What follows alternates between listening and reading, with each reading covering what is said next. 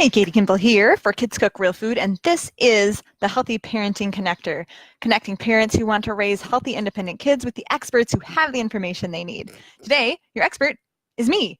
I'm super excited about brain science, and I was recently introduced to this idea of social and emotional learning through the Collaborative for the Academic, Social, and Emotional Learning. This is an organization that helps schools encourage social and emotional learning because it helps foster academic learning as well. Super fascinating. For example, did you know that employers these days, in fact, half of employers are having trouble filling their qualified positions? So these are real careers, and the problem is not that young adults, right? I was going to say kids. The problem is not that young adults don't have the technical skills or that they're not smart enough, that they haven't had enough school. It's that they don't have problem-solving abilities. They don't have communication skills. They're not flexible and adaptable, and they're not able to make really good decisions. And this is what employers are looking for. Half of them are having trouble filling their positions. I want my kids to be in the other half, right? I want my kids to be able to be great problem solvers, to think outside the box. I want them to be able to, look at the world and figure out how they fit and be able to form relationships and be able to, really contribute to society. I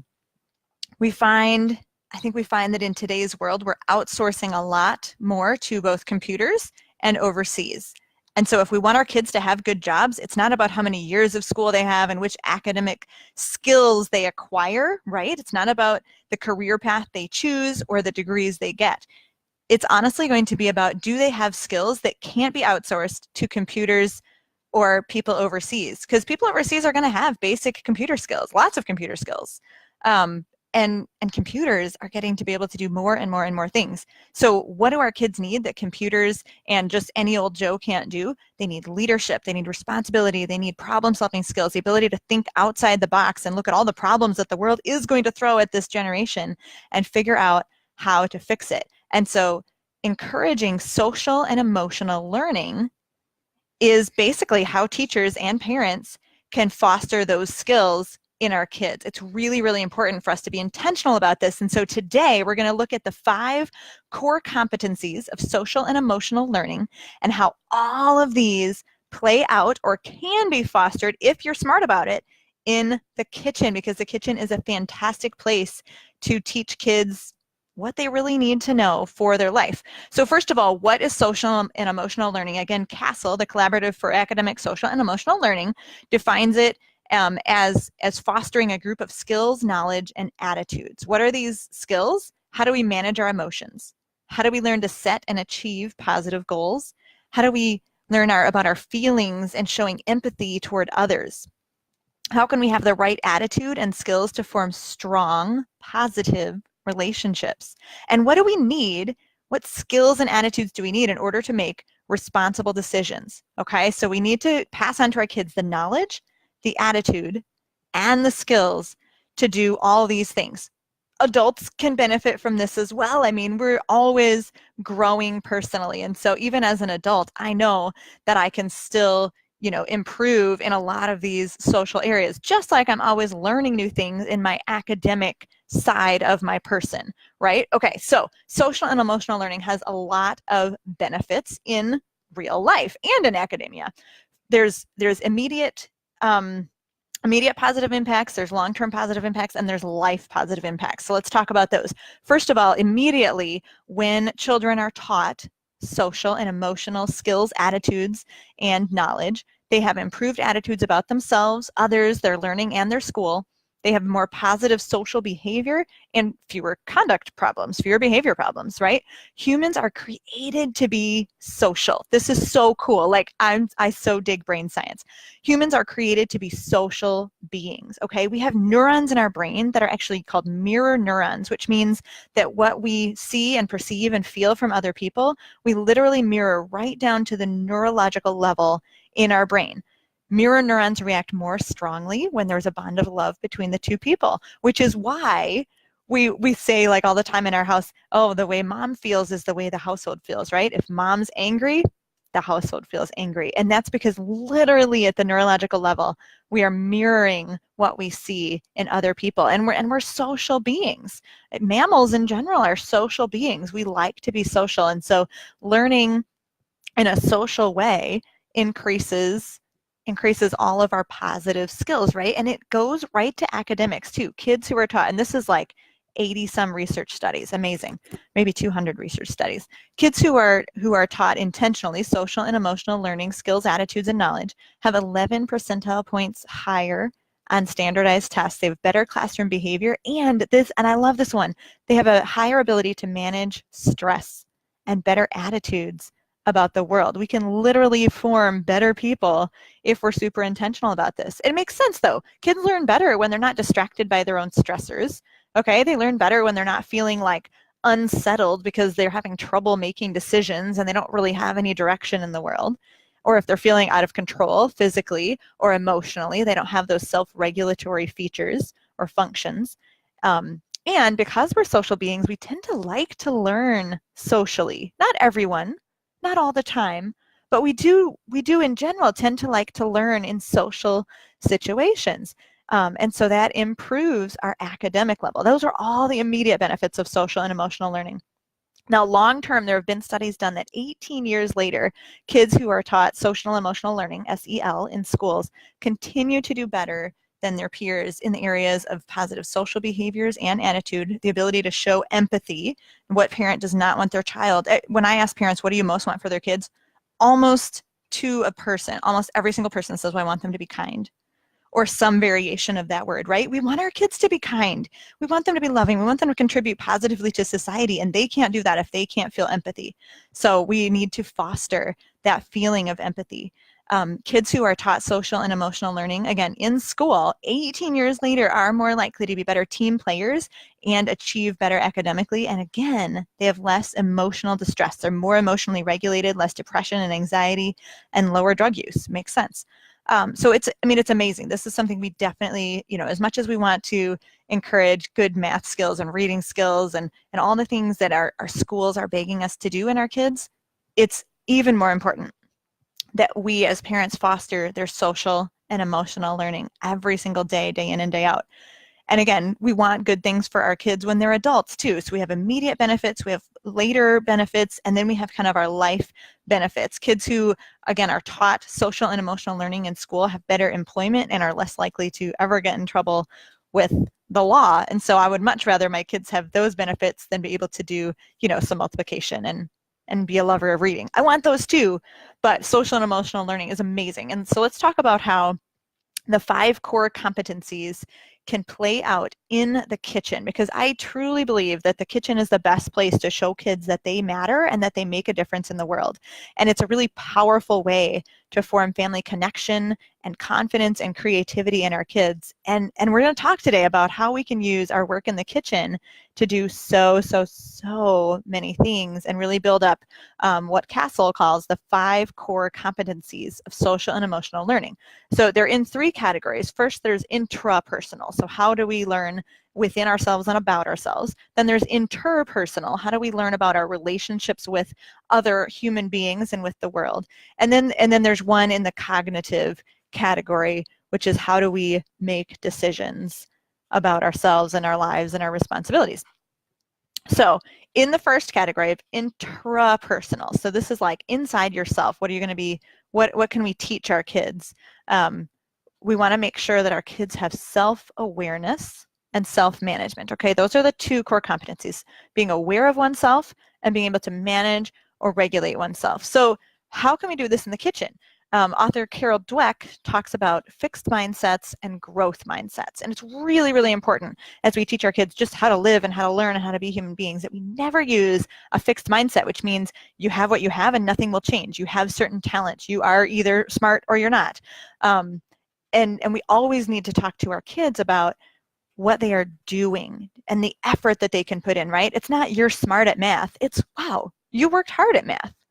Or or you practiced a lot, or I can tell you really did your homework, right? That kind of language encourages a growth mindset, which encourages our kids to see themselves as beings that are constantly growing, changing, and improving. And this is good, by the way, for adults too. I hear adults say all the time, oh, I'm not good at that, or that's just not part of my personality.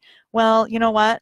Whatever. Even adults can change if we are intentional about it. And we need to encourage these 5 core competencies in ourselves too. So self-awareness, we need to be introspective and reflective, right? So we want to recognize our own emotions and our thoughts and how they influence our behavior. We want to be able to look at ourselves. We want to teach our kids, right? To be able to look at themselves and what are their strengths and weaknesses? Not in a fixed language, not like, here's what I am good at, but wow, like, I'm really strong at this, I'm really weak at this. How can I improve some of my weaknesses, maybe to make them strengths? And self-confidence is a huge piece of self-awareness too, and self-efficacy. Efficacy meaning believing in yourself, believing that you actually can like achieve your goals. And we see this play out in the kitchen all the time. A story that one of our members shared with us is that as they started our Kids Cook Real Food e-course, we focus a lot on vegetables, and kids and vegetables don't always go together yet. Yet, by the way, is a magic word when thinking about a growth mindset. Anything you say and you realize you're speaking in fixed language, oh, I'm just not good at that. Throw in a yet, okay? Because you can really talk your own brain into believing what you say. So if you say that you're not good at something, your brain's going to believe it, and that will become your reality even more and more and more. If you can just add that little yet, that's enough to take from a fixed mindset to a growth mindset and train your brain that you can change and you can learn. So this mom introduced our classes with, and there's vegetables right in the very first lesson. Her girls were 4 and 5.5, and they were like not that excited about vegetables. So they weren't looking forward to the lesson at all. But she decided to encourage these core competencies of self-awareness and encourage a growth mindset. So she says, I used encouraging words. We watched the video, and now in our videos, we use a lot of humor, and we use like these fun phrases and just be a little bit silly, especially for the little kids. And so they ended up, these 2 little girls, 4 and 5.5, they ended up having a lot of fun with the lesson. They tasted their vegetables, and the mom made maple glazed carrots for dinner. And the girls were the ones who peeled all the carrots, which meant they were building their self-competence. They were able to see that they could set a goal, finish a process, and make something that really mattered to their family, right? Their entire family ate this for dinner. And this is exactly what we see in the kitchen, that we can truly increase that self-confidence by increasing competence. Now, I'm actually doing a full hour-long presentation both tomorrow and the next day, a couple times to choose from, called Beyond Baking Cookies. Why work in the kitchen is the best way to build connection, confidence, and creativity in our kids. We're going to supercharge those baking moments, right? We're coming into a season where everybody has a little baking with their kids, and it's a special family moment, but there's no reason this needs to be once a year. So I really want to warmly invite you to join me for this presentation the next couple days, and there's a link below or to the side, or wherever you're watching this. There's a link to register for that free event. And the energy is going to be really high. Try to show up live. People will be chatting in the chat. And we'll talk more about what psychologists call the confidence competence loop. It's an awesome loop. It's very exciting. It's what we want our kids on, and we're going to talk about how to get your kids into the loop in the first place and let it roll so that both your kids' competence and confidence can be brought up. Okay? Now, so again, 5 core competencies. The first category is intrapersonal, introspective, inside yourself. We need to be self-aware, build our confidence, build our goal setting, and then self-management is the next one, self-management. Okay, and so this is how we behave, starting from inside ourselves to moving toward outside ourselves, right? We need to teach our kids to regulate their emotions, their thoughts, and their behaviors in all sorts of different situations. We want to teach our kids to manage stress, to control their impulses, especially negative impulses, and how to motivate themselves, okay? We want to talk about setting goals and working toward them, and just basic organizational skills. These are all, that was a lot, I know. These are all included in the self-management core competency. And again, we can totally see this in the kitchen. We teach kids in our intermediate level, as soon as kids know how to read, we teach them how to follow a recipe well, which includes organizing your supplies. Think about cooking takes so much meal planning and thinking ahead and be able, you have to set a goal and complete it or nobody eats. So cooking is a great way for kids to learn with real results and real opportunities for failure, which is, by the way, the most, the best, strongest way to learn is by failure, right? When we work in the kitchen, kids have these opportunities to do all of this self-management, okay? I talk to parents and they say, I'm concerned about my kids using knives. I'm concerned about my kids being with fire. Like, I'm not going to give them a meal to make by themselves while I go take a bath or do a chore, organize a closet or something, because I'm literally afraid they're going to spear each other in the kitchen while they goof around. Well, guess what? When you give kids real skills to do and they know that your expectations are really high, and again, we'll talk a lot more about this in tomorrow's presentation, they tend to rise to the occasion and they will learn that self-management skills. We never want to assume that our kids will not be able to regulate themselves. We've got to give them opportunities to try, right? And the kitchen is an awesome place to do that. I went into my daughter's classroom 2 years ago. She's in 5th grade now. She was in 3rd grade then, and the teacher said, "Hey, why don't you come on in and do something, do anything, because you're running out of time. The older classes, they're not going to let the parents in anymore." That was really sweet of him. So I made pancakes with 25 3rd graders. I don't know if this was the wisest choice for my own personal stress level, but it was amazing for the kids. And in particular, one boy, the boy that teachers are tempted to talk about with fixed language, as in he's a problem boy. He has no self-control. I don't want him in my classroom. That kind of kid. And he really did. He had a lot of impulse control issues, but you know what? I don't even know if I would have known that, other than the fact that he wasn't really good at waiting after he raised his hand to share.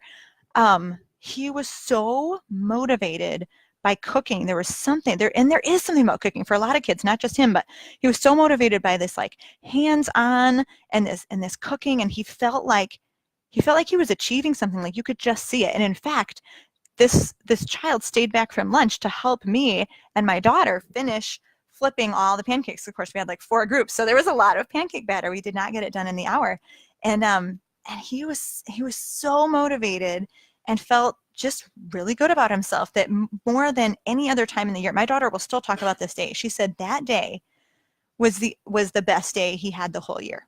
That where he was more, and she doesn't use the word regulated herself, but that's my word. He was more self-regulated because we were cooking, and we find that a lot with our kids, our members in our classes, that parents report, "Oh my goodness, I didn't think they could do it this well. I didn't think they could calm down. I didn't think they could regulate or motivate themselves." And then they did. So I firmly believe that the kitchen is the best place to teach self-management, which is one of the 5 core competencies of social and emotional learning. And whatever you do in the kitchen, just get those kids in there and give them opportunities to get started.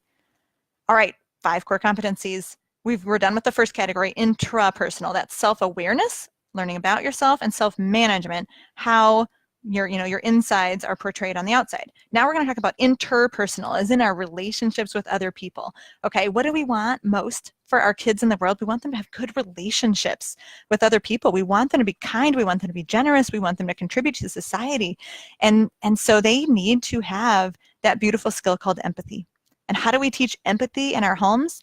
Well, I see it all the time, that when kids know how to cook, when they know how to prepare something in the kitchen, they serve their families, often without even being asked. I cannot tell you how many stories I've heard from moms, like my friend Danielle got sick last year, and on social media she was like, benefit of having kids who can cook: when mom's sick and doesn't want to get out of bed, the kids made breakfast, served each other, and served her. This happens a lot, especially when moms have new babies, when moms are feeling sick.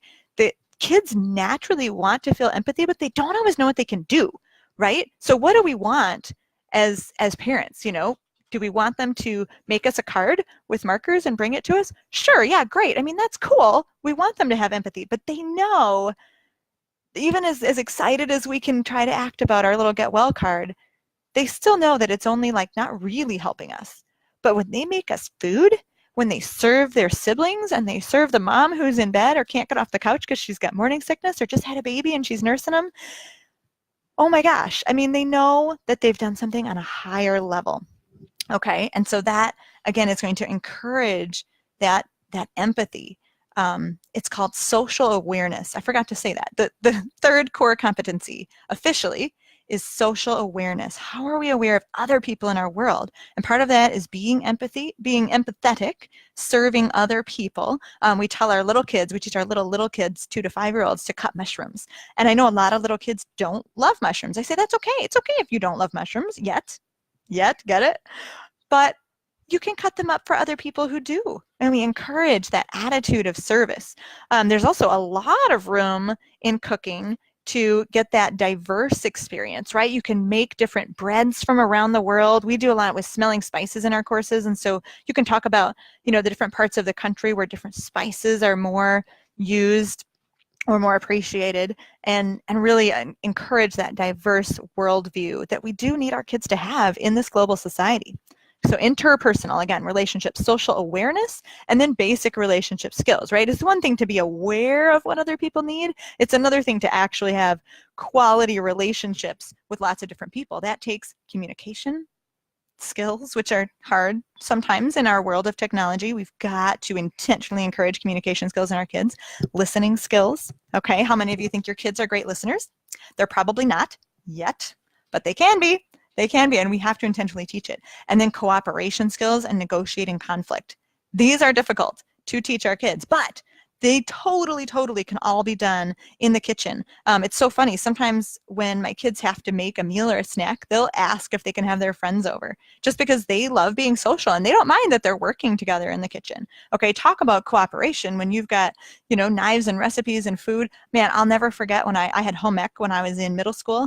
And the boys at the next kitchen center over were messing around when we were supposed to be baking chocolate chip cookies, and they forgot a very important ingredient, at least one, in their chocolate chip cookies, which completely burned to a crisp and just sizzled on the cookie sheet. And I'll never forget that, because that was poor cooperation. They were being social animals. They were being social animals who are social, but they were not cooperating well, and they weren't following organized directions. But when you work together with other people in the kitchen, you have to communicate, you have to listen, you have to cooperate, and there's probably going to be some conflict and opportunities to help one another. This is how we build relationships. This is how we intentionally teach our kids to be good at having healthy relationships with many different people. I remember one story from one of our members where mom was trying to get dinner ready on time and realized she wasn't going to make it. Dad was definitely going to be home from work before dinner was ready. So because she'd taught her kids some kitchen skills intentionally already using our classes, she was able to call in her 3 girls, and they worked together to unload the dishwasher. They were cutting up stuff. They were just, everybody had to pitch in and felt that teamwork surge of energy, right? Trying to reach that goal before Dad got home. And she even noticed that they were kinder to each other because they were working for a common goal, serving others. I firmly believe that service begets service. And again, we'll talk more about this in the hour-long presentation that's both tomorrow or the next day. You can choose your time. Definitely check the link below, register, grab your spot for that. I'm super excited to talk about how we really forge connection among family members and build those relationships through cooking. Okay. We're done with the 4th one, relationship skills. So let's recap again, because this is how our brains work. Our brains need to build on each other. We need to put things in folders. We need to know our numbers. I love brain science so much. I'm such a science geek. So 5 core competencies. 2 are intrapersonal, inside yourself, self-awareness, self-management. Okay. 2 are interpersonal, with relationships, socially aware, being socially aware of what's going on around you and having good relationship skills, right? Listening, communication, all that stuff. The last one is cognitive, and it's simply responsible decision making. How many of you have friends or children who you just say, oh, they are just not good decision makers? How many times do you feel about yourself the next day, man, I made some bad decisions last night? Did you know, by the way, that we have about 200 good decisions each day? That's it. And our brain does not know whether they're important decisions or unimportant. So put your important decision making toward the beginning of the day and try to set as many habits as you can so that your brain gets a break from making decisions, or else by the time you hit dinner, You might be making bad decisions, right? When do we eat too much ice cream, too many cookies, too many chips? End of the day. It's because you're out of decision-making power. You're literally in decision fatigue. So how do we teach our kids to make better decisions, quicker decisions? How do we teach ourselves to make better decisions, quicker decisions? Well, we've got to be intentional about it. We got to talk about it. What better place to learn responsible decision making than in the kitchen when you have fire and knives and food that must be made? Because if you make a bad decision and it doesn't get made, everybody's hungry and you feel it, right? So I firmly believe that we've got to put kids in real situations where the benefits and the consequences are real. They're not contrived. And that's what food does for us. Everybody knows that everybody eats, everybody needs to eat, and we've got to make the food, properly, on time, and hopefully healthy and nutritious, right? So responsible decision making has a couple steps. First, we need to teach our kids to identify problems, and those are many in the kitchen usually. We need to evaluate those possible solutions and think ahead about consequences. This is such an important skill for kids. How do we think ahead about what will happen and cause and effect? You look at toddlers and they don't get cause and effect at all. But we build those skills as we add years to our lives. I think I'm better at cause and effect than I was when I was 20. I hope so. That's the goal, right? That we continue to get better at it. And then also to consider, and this is where that interpersonal one comes in again, the awareness of others, social awareness. What impact is our decisions or our problem solving going to have on ourselves and on others? Okay, so we teach our kids to think about others. What would your brothers and sisters like to eat? Okay, how can we prepare this food so that everyone at the table has something that they're comfortable with, but also not taking all of our time and making 5 meals, right? I talk about that in a completely different presentation. And then how do we really solve our problems? And this happens all the time in the kitchen. Another member mom shared a funny story about the family kind of preparing dinner together, and they were going out to shovel while the casserole baked. And so her 15-year-old had put the casserole in the oven. When they heard the timer, they're all sweaty and tired from shoveling. They came in ready for dinner, and guess what? The 15-year-old had turned the oven off when he put the meal in on accident, complete accident. So nothing was cooked. Uh-oh, genuine problem. How do we solve this? Similarly, this has happened. It's funny because this happened in that same family with a younger child, but it's also happened in my family where the child quadrupled the salt.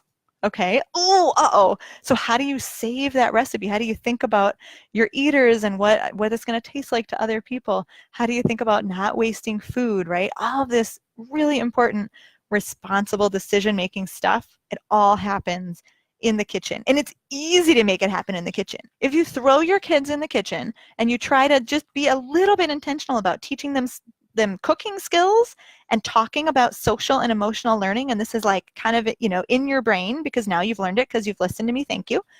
It happens. It happens pretty naturally. We don't have to force the opportunities for them to learn the 5 core competencies, which are, again, for your potentially tired brains: intrapersonal, the number 1, self-awareness, and number 2, self-management. How do we regulate ourselves? The interpersonal, being socially aware and having quality relationship skills. And then the one that's cognitive, that's in your brain. How do we make responsible decisions day to day using all those other core competencies too? So again, this is how we foster social and emotional learning with our own kids as parents in the kitchen, okay? Because the kitchen is the best place to build connection among family members, confidence in our kids, which is one of the core competencies, basically, and creativity. How do we create things, and how do we be creative in the kitchen? How do we teach our kids lessons through failure? It's all very easily done in the kitchen. And again, I would definitely invite you to check that link below for our live presentation, both tomorrow and the next day, a couple times to choose from. It's called Beyond Baking Cookies, because I really want to challenge you, especially during the holiday season, as you get those moments in the kitchen with your kids. Most people have family traditions of baking cookies, usually, with their kids, but how can we take that once a year moment and first of all supercharge every second that we are with our kids in the kitchen? How can we use brain science and stuff that you've learned today and stuff that you can learn in my presentation tomorrow to make those moments count for so much more than just a memory, right? How can we really build skills and competencies in our kids? And then how can we vault our kids way beyond baking cookies into skills they need for life, because they cannot live on cookies alone.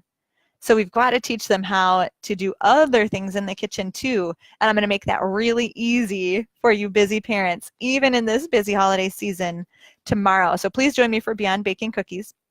And again, this has been another episode of the Healthy Parenting Connector here at Kids Cook Real Food, where we connect parents who want to raise healthy, independent kids with the experts who have the information they need. And I'm very grateful for CASEL, the Collaborative for Academic, Social, and Emotional Learning, and the member who I was chatting with on the phone, and she said, you know, you really should address this in a talk sometime. I was like, that's an awesome idea. So I'm really grateful to Candace too for bringing up this idea. She's a member in our Kids Cook Real Food e-course and an educator herself. So she knows how schools are using social and emotional learning to enhance and increase kids' academic learning, as well as their behavior and their outcomes for life, which is what parents want too. So use these 5 core competencies in your homes and in your kitchens this week, and I will see you back next week for another episode of the Healthy Parenting Connector.